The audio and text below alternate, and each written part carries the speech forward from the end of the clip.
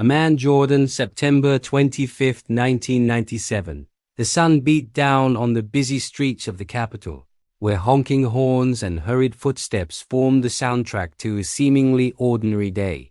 Two men with Canadian passports walked with the discretion of those who know the weight of secrecy, their trained eyes scanning every movement, every shadow as they approached the building that housed Hamas headquarters. What no one knew at the time was that that morning would mark one of the most audacious and disastrous covert operations in the history of modern espionage. The impending assassination attempt would not only fail, but would trigger an unprecedented diplomatic crisis between Israel and Jordan, exposing the dark underbelly of the proxy war in the Middle East. Imagine this: Mossad agents infiltrated Jordanian territory, carrying a lethal poison designed to kill without leaving a trace, ready to neutralize Khaled Mashal, the man Israel considered one of the greatest threats to its regional security.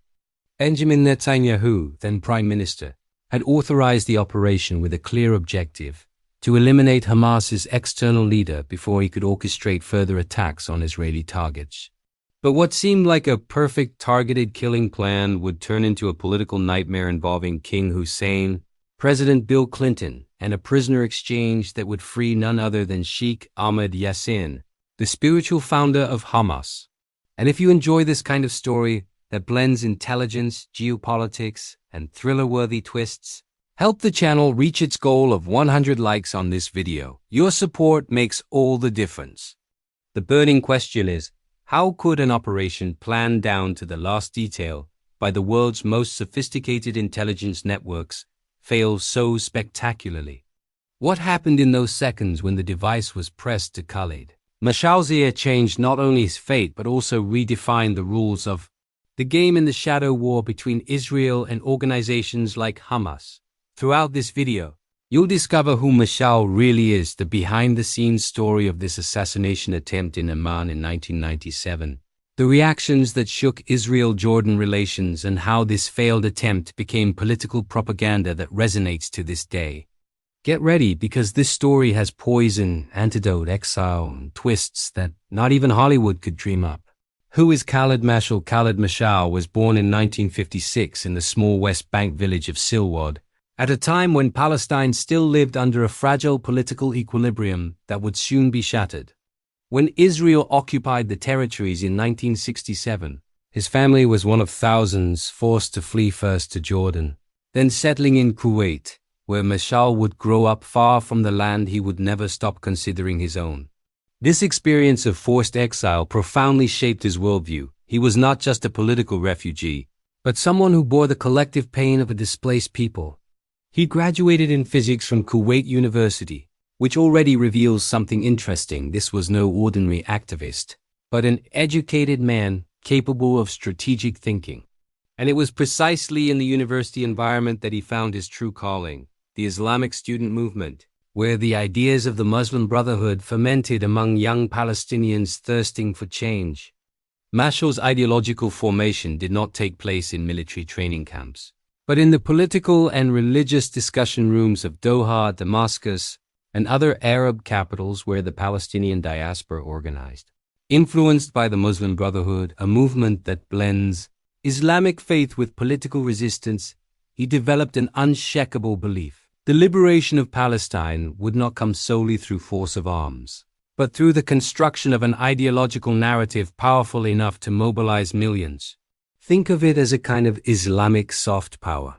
While other Hamas leaders focused on covert operations and bombings, Khaled Mashal specialized in political networking, fundraising, and propaganda skills that would make him indispensable.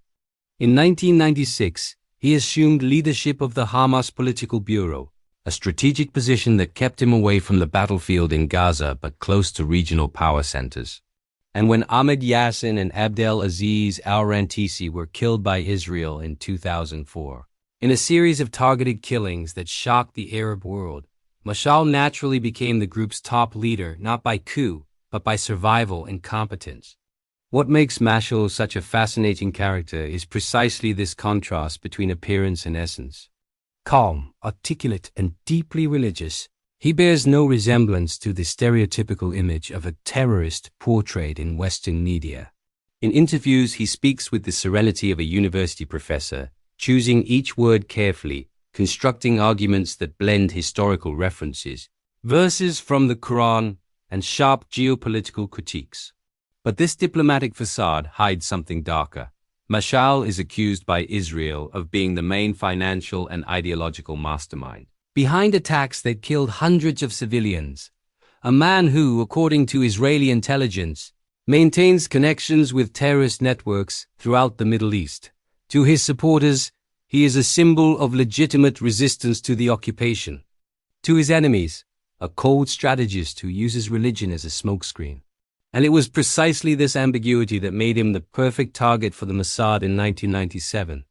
Historical context: the 1990s were a decade of brutal contradictions in the Middle East, while diplomats shook hands at pompous ceremonies. Celebrating the Oslo Accords, groups like Hamas intensified suicide bombings on Israeli buses, markets, and cafes. It was as if two parallel realities coexisted. On one side, Yasser Arafat and the PLO negotiating a peace process that promised a Palestinian state. On the other, Hamas rejecting any agreement and vowing to continue the armed struggle until total liberation. And at the center of this shadow war was Khaled Mashal, operating from Amman, Jordan, far from the spotlight of Gaza, but close enough to coordinate covert operations and raise millions in donations from Gulf countries. To Israel, he was more dangerous than many military commanders because Mashal didn't wield weapons, but moved money, ideas, and political propaganda with surgical efficiency. Jordan faced its own existential dilemma in this context. In 1994, King Hussein had signed a historic peace treaty with Israel, becoming only the second Arab country to officially recognize the Jewish state, a decision that placed him on a tightrope between Tel Aviv and the rest of the Arab world. By allowing Mashal and other Hamas leaders to establish their operations on Jordanian soil, Hussein was attempting to maintain an impossible balance, appeasing Arab public opinion, which saw Hamas as heroes of the resistance, without breaking with Israel, his new strategic ally. It was a dangerous game, because harboring Hamas's leadership abroad effectively meant harboring men Israel considered terrorists, and whom Benjamin Netanyahu, newly elected prime minister in 1996, had vowed to eliminate. Israel-Jordan relations, still fragile, were about to be tested in ways no one could have imagined. And here's the crucial point that many people don't understand. Mashal wasn't hiding in some secret bunker in Gaza or in the tunnels of Damascus. He roamed openly through the streets of Amman, confident that the peace treaty would protect Jordan from Israeli actions on its territory. But Netanyahu saw things differently. For him, each Hamas attack was a personal affront to the peace process he had always distrusted, and Mashal was the conductor of this orchestra of violence. So, at the highest levels of the Mossad and Israeli intelligence networks, a bold idea began to circulate. If Mashal feels safe in Amman, let's go there and show that no one is beyond Israel's reach. What they didn't calculate was the political cost of this show of force, a strategic error that would turn an espionage operation into one of the greatest humiliations in the history of the Israeli Secret Service. Preparation of the operation: the order came directly from Benjamin Netanyahu's office: eliminate Khaled Mashal. It wasn't a suggestion, it wasn't one option among many. It was a clear determination, the kind that leaves no room for questioning. Danny Yatam, then head of the Mossad, received the mission with the responsibility of someone who knew that the prestige of the entire Israeli Secret Service was at stake. The pressure was immense. After a series of suicide bombings that killed dozens of civilians in Jerusalem and Tel Aviv, Israeli public opinion was clamoring for retaliation, and Netanyahu needed to show strength. The plan was simple in theory but diabolical in execution: use a fast-acting, undetectable poison that would make Mashal appear to have died of natural causes, perhaps a heart attack or stroke. No explosions, no shootings, nothing that could be traced back to Israel. It would be the perfect targeted killing: surgical, silent, lethal. The Mossad agents chosen for the covert operation were veterans, men trained in the arts of espionage and the most advanced infiltration techniques. They entered Jordan with fake Canadian passports, documents so well crafted They would have passed any routine check disguised as ordinary tourists interested in the ruins of Petra and the archaeological treasures of Amman. Imagine the scene, these agents circulating through hotels, restaurants, and tourist attractions, blending seamlessly with dozens of other foreign visitors while studying Mashal's every move. They mapped his routine, identified his moments of vulnerability, observed his bodyguards. And the poison? That was the crown jewel, a neurological substance developed in secret Israeli laboratories, so potent that a microscopic dose would trigger a cascade reaction in the nervous system, leading to death within hours. The device to administer it was ingenious, a small device that would release the toxin in seconds, leaving no visible marks. But here's something few realize when studying operations of this kind. Overconfidence is the Achilles heel of any intelligence service. The Mossad had an almost mythical reputation. They were the same agents who had captured Adolf Eichmann in Argentina, who eliminated Black September terrorists in operations across Europe, who built one of the most efficient intelligence networks on the planet. This history of success created a kind of institutional arrogance. We are invisible. We are infallible. And it was precisely this mentality that blinded the operations planners to the real risks. They underestimated the Jordanian security apparatus, ignored the fact that Mashal, while confident, kept trained bodyguards around him, and failed to anticipate that Jordan, defending its sovereignty, would react with unexpected harshness. The machine was assembled, the agents positioned, the poison ready. All that was left was to pull the trigger, or rather, press the trigger. What could go wrong? The central event, the morning of September 25, 1997, began like any other for Khaled Mashal. He left his home for Hamas headquarters in Amman, likely mentally reviewing the day's agenda, political meetings and contacts with financiers, the routine of someone coordinating a complex organization from exile.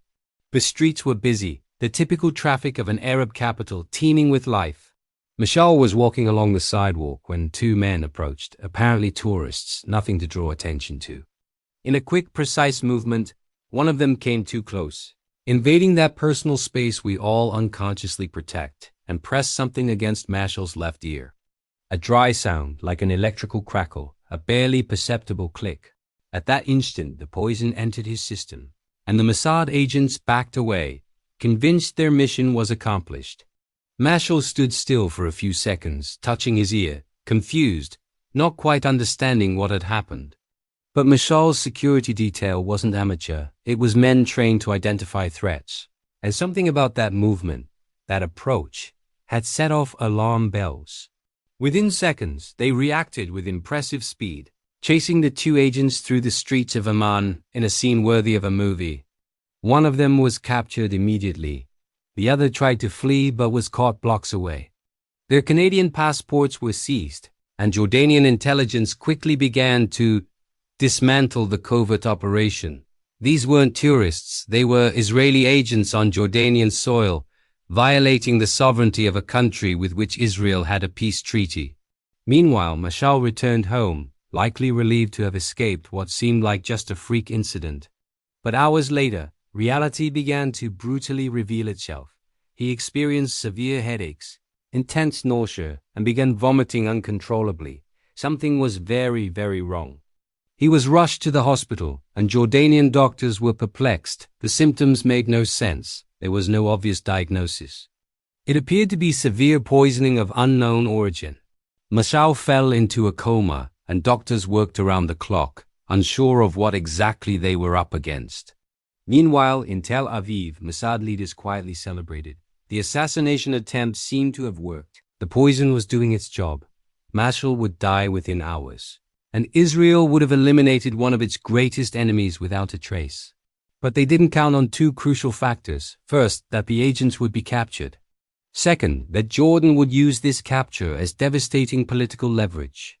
King Hussein, furious at the violation of his sovereignty and the threat to Israel-Jordan relations, issued an ultimatum that froze Israelis' blood.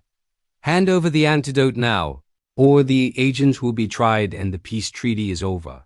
Suddenly the hunter had become the hunted, and the fate of the Mossad hung by a thread as delicate as Mashal's life. Immediate reactions. King Hussein of Jordan was not a man to bluff, and Netanyahu knew it. When news of the agent's capture reached Tel Aviv, the Israeli government fell into a silent panic, the kind that happens in closed rooms with phones ringing non-stop and aides rushing about. Hussein made it clear. Either Israel delivered the antidote immediately and saved Khaled Mashal's life, or he would break the peace treaty, try the captured agents as spies and terrorists, and turn it into a diplomatic crisis that would drag Israel to the international dock. It was a brutal political checkmate. Netanyahu resisted in the first hours, trying to negotiate, stall for time, perhaps hoping that Mashal would simply die and the problem would resolve itself. But international pressure began to mount like an avalanche, and from where it was least expected. The United States entered the game with full force. Bill Clinton, then President of the United States, could not allow the fragile balance of peace in the Middle East to crumble because of a poorly executed covert operation. The Americans had invested massive political capital in the Oslo Accords and Israel-Jordan relations. To see all of that go down the drain because of the Mossad was unacceptable. Clinton personally called Netanyahu, and according to insider reports, the conversation was anything but friendly. The message was simple. You will deliver that antidote. You will save Mashal, and you will fix this mess before it blows up in our faces. Netanyahu, trapped between domestic political survival and external pressure, had no choice. Danny Yatam, the Mossad chief who had masterminded the entire operation, was humiliatingly sent to Amman carrying the antidote. Imagine the scene. The leader of the world's most feared secret service traveling as a courier, bringing the cure to the man his agents had tried to kill hours earlier. Mashal received the antidote and slowly began to recover from his coma. The Jordanian doctors who had been working in the dark until then finally understood what had happened and the gravity of the situation. But Israel's humiliation didn't end there. King Hussein, knowing he held all the cards, made an additional demand that would make Netanyahu's hair stand on end. Jordan would release the captured agents only in exchange for Palestinian prisoners held in Israel. And not just any prisoner. Hussein demanded the release of Sheikh Ahmed Yassin, the spiritual founder of Hamas, a blind and paraplegic man whom Israel held precisely to weaken the organization. It was a cruel irony. Israel had tried to kill Hamas's political leader and, as a result, was forced to release its spiritual leader, handing the group an incalculable propaganda victory. Yassin returned to Gaza a hero, greeted by crowds, while Mashal recovered in Amman as the man who survived the Israeli poison. The assassination attempt not only failed, it immensely strengthened Hamas and exposed Israel like never before.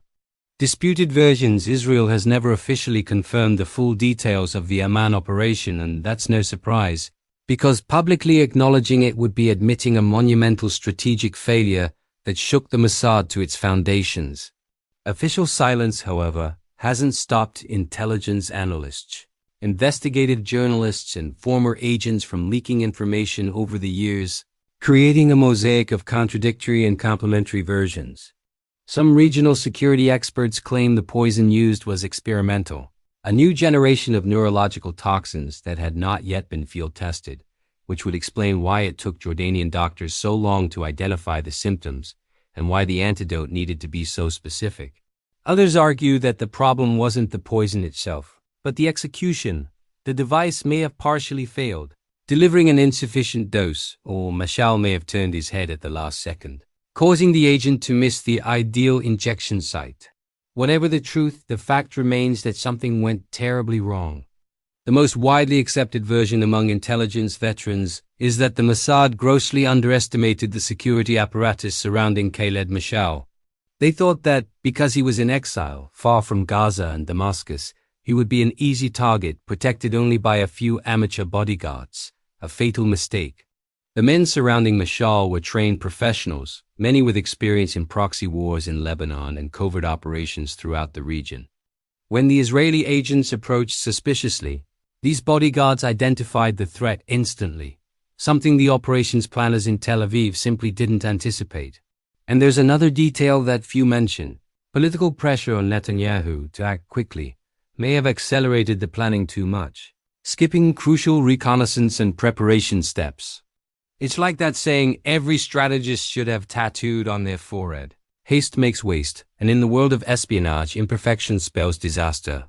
The episode also deeply divided Israel's political and military elite over the ethical and strategic limits of targeted killings, the notorious targeted killing that Israel would use extensively in the following decades.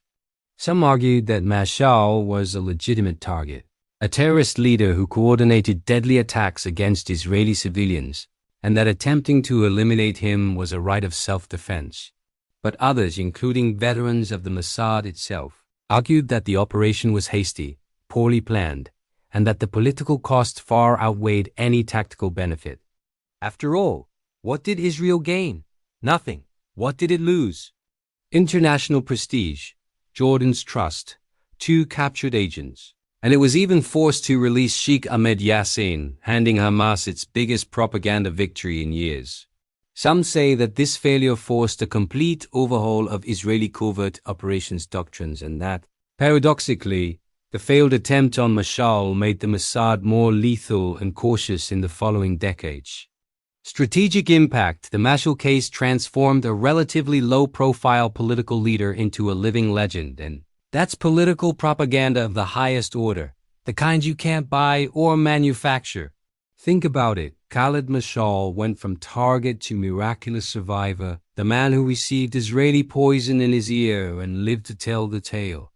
On the streets of Gaza, in the refugee camps of Jordan, in the mosques of Damascus and Doha, his survival was interpreted as a divine sign, proof that Allah protects true defenders of the Palestinian cause. Hamas masterfully exploited this, transforming the failed attack into propaganda pieces that circulated throughout the Arab world. Posters bearing Mashal's face popped up throughout cities. Impassioned speeches celebrated his resistance, and he himself came to be seen not just as a political strategist, but as a symbol of resilience against Israeli oppression.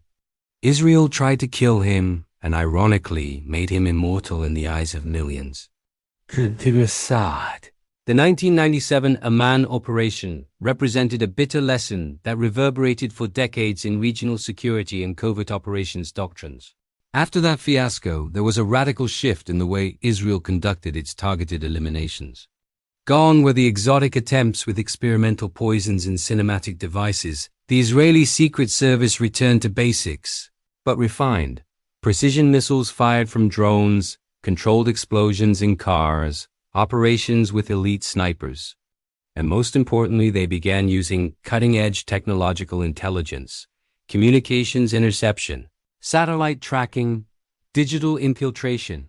The Mashal affair taught the Mossad that courage and boldness are not enough. You must be absolutely certain that the operation will work, because the price of failure is too high. Interestingly, this lesson transformed Israel into an even more efficient targeted killing power in the shadow wars that followed.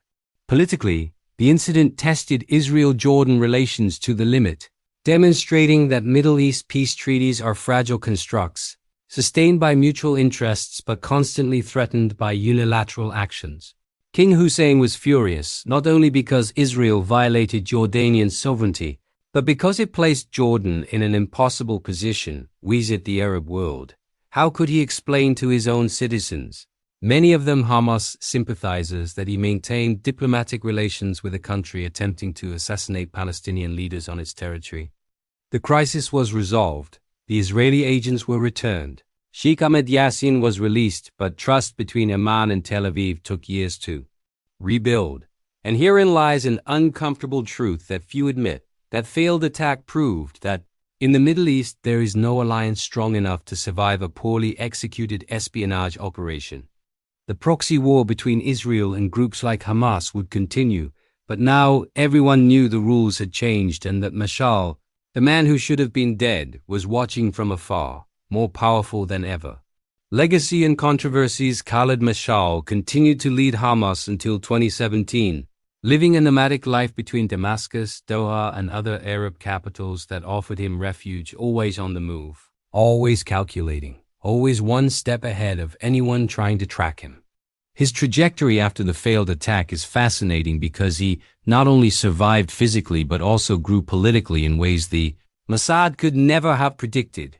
He became the diplomatic face of Hamas, the man who negotiated with governments, gave interviews to international channels, and built bridges with Islamist movements throughout the Middle East.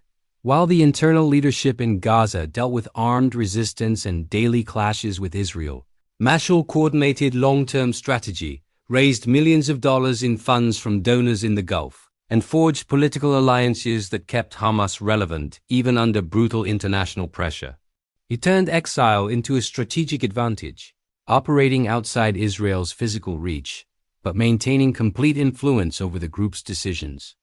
The failed attack literally made him a living legend, a man saved by an Israeli antidote, as some journalists like to call him ironically. Consider the symbolism of this. Mashal owes his life precisely to the enemies who tried to kill him, because they were forced to hand over the cure. It's a narrative so powerful that it has become part of Hamas mythology, used in speeches, recruitment videos, and mosque sermons. But his story isn't just about survival, it's about ongoing controversy. Israel has never stopped accusing him of being the mastermind behind terrorist operations, including planning suicide bombings that killed hundreds of civilians throughout the 2000s. And more recently, after the October 7, 2023, attacks when Hamas raided Israeli communities, killing more than 1,000 people. Mashal's name returned to international headlines as one of the possible ideological masterminds behind the operation. Israel, in 2025, tried again to eliminate it in targeted strikes, proving that, decades later, it remains considered an existential threat. But here's what makes Mashal a truly complex character. He's not just a militant. He's a strategist who deeply understands the power of political narrative and psychological warfare. In interviews, he speaks about Palestinian liberation with the rhetoric of a nationalist leader, blending religious fervor with arguments about human rights and legitimate resistance to occupation. To the Western world, he's often seen as a terrorist. To millions of Arabs and Muslims, he's a hero who never sold out, who never gave in, who kept the flag of resistance flying high even when it seemed hopeless. His trajectory was shaped by the very assassination attempt that should have eliminated him. It's as if that poison in Amman in 1997, instead of killing him, created an even more resilient, more determined, more dangerous version. The shadow war that attempted to end him actually defined who he would become. And this irony is not lost on anyone who studies the Israeli-Palestinian conflict. Closure. So, returning to the question that opened this story, who ultimately won? Was it Israel, which demonstrated its ability to reach any enemy anywhere, even at a steep political price? Or was it Khaled Mashal, who turned an assassination attempt into a springboard to become one of Hamas's most influential figures? The honest answer is that no one truly won, because in the game of espionage and proxy wars in the Middle East, victories are always temporary and defeats are never definitive. The Mossad didn't eliminate Mashal, but the failed operation forced a complete overhaul of its tactics, making it even more lethal in the decades that followed. Just look at the list of Hamas and Hezbollah leaders, eliminated with surgical precision in the 2000s and 2010s. The lesson was learned, but the initial cost was devastating. Prestige tarnished, agents captured, Sheikh Ahmed Yassin released, and Israel-Jordan relations strained for years. Mashal survived, yes, but the price of that survival was a continuous escalation of violence and retaliation that continues to this day. He became a symbol of resistance, but also a constant target living in exile for decades, always looking over his shoulder, knowing that at any moment another attack could come, perhaps this time flawlessly. And violence begat more violence. Hamas attacks provoked more aggressive Israeli operations, which in turn fueled more recruitment and radicalization, a vicious cycle that seems never-ending. The story of the poison and the antidote in Amman 1997 is a perfect microcosm of this reality. An action generates a reaction, which generates a counter-reaction, and in the midst of it all, civilians on both sides pay with their lives. It is a war where there are no unblemished heroes or absolute villains, only people trapped in a conflict that has lasted too many decades. Ultimately, that failed attack reflects the brutal essence of the covert war in the Middle East. No one dies prematurely, and no enemy is forgotten. Israel remembers every attack, every dead Israeli, and responds with covert operations that hit targets in Gaza, Lebanon, Syria, and Iran. Hamas remembers every eliminated leader, every destroyed home, every displaced family, and responds with rockets, tunnels, and attacks that terrorize entire communities. Khaled Mashal, the man who should have died on that September 25, 1997, has become the embodiment of this long and relentless memory. He survived the physical poison of the Mossad, but lives immersed in the political poison of a conflict that seems to have no antidote. And as long as men like him exist, determined, resilient, driven by faith and ideology, and as long as intelligence services like the Mossad exist, efficient, relentless, ready to hunt in any territory, this shadow war will continue. The question isn't who won in 1997. The question is, when will this war finally end? And no one, not even the protagonists of this story, seems to have an answer. So, after this journey behind the scenes of one of the most controversial operations in the history of modern espionage, what do you do with this knowledge? Because information without application is like having a treasure map and leaving it in a drawer. It's useless. The story of Khaled Mashal and the failed attack in Amman teaches us profound lessons about strategy, about how decisions made under pressure can have consequences decades later, about how underestimating an adversary is the quickest path to disaster. Whether you're a student of international relations, a military history enthusiast, or simply someone who wants to better understand how the world really works behind the scenes, these lessons are applicable. Meticulous planning is worth more than impulsive courage. Strategic humility trumps institutional arrogance, and every action has a price, sometimes much higher than we imagine. Now, I want to hear from you. What moment in this story impacted you most? Was it the Mossad's audacity in attempting an assassination on Jordanian soil? The twist when the agents were captured and Israel had to hand over the antidote? Or perhaps the irony of Sheikh Ahmed Yassin being released precisely because of an operation that was supposed to weaken Hamas? Leave a comment below and let me know which part made you stop and think, wow, this is surreal. And another provocative question. Do you think covert operations like this are legitimate when it comes to fighting terrorism? Or do they cross an ethical line that no country should cross? There's no right or wrong answer, but there is your opinion, and I want to hear it. This kind of debate is what makes this channel different, because here we don't just skim the surface. We delve deep into the issues that really matter. If you've made it this far, congratulations, you're part of a select group of people who aren't content with shallow content and are willing to invest time to understand the world's complexity. And if this video has expanded your perspective on geopolitics, intelligence, and the behind-the-scenes nature of the Middle East conflicts, then do this. Subscribe to the channel now and turn on your notification bell, because every week there's new content exploring stories that conventional media doesn't cover in this depth. Here you'll continue learning about covert operations, controversial historical figures, and the events that shaped and continue to shape the world we live in. Don't miss this opportunity to be part of this community that values true knowledge. See you in the next video, and until then, keep questioning, keep learning, and keep seeking the truth behind the headlines.